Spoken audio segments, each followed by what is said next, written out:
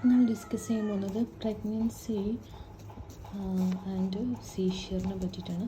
അതായത് ഓൾറെഡി നമ്മൾ ഒരു വുമണ് സീഷ്യറിന് ട്രീറ്റ്മെൻറ്റ് എടുക്കണം, അതായത് സീഷ്യർ അല്ലെങ്കിൽ ഫിറ്റ്സ് എന്നൊക്കെ പറയും. അങ്ങനെ ഓൾറെഡി ട്രീറ്റ്മെൻറ്റ് എടുക്കുകയാണെങ്കിൽ പ്രഗ്നൻസിയിൽ നമ്മൾ എന്തൊക്കെയാണ് ശ്രദ്ധിക്കേണ്ടതെന്നാണ് പറയുന്നത്. അപ്പോൾ ഇതിൽ ഏറ്റവും ബെസ്റ്റ് ഓപ്ഷൻ എന്ന് പറയുന്നത് ഒരു പ്രഗ്നൻസി പ്ലാൻഡ് പ്രഗ്നൻസി ആവുക എന്നുള്ളതാണ് ഏറ്റവും ബെസ്റ്റ് ഓപ്ഷൻ. അങ്ങനെ ഇപ്പോൾ ഒരു മാരീഡ് വുമൺ ആണ് ആൻഡ് പ്ലാനിങ് ഫോർ പ്രഗ്നൻസി ആണെങ്കിൽ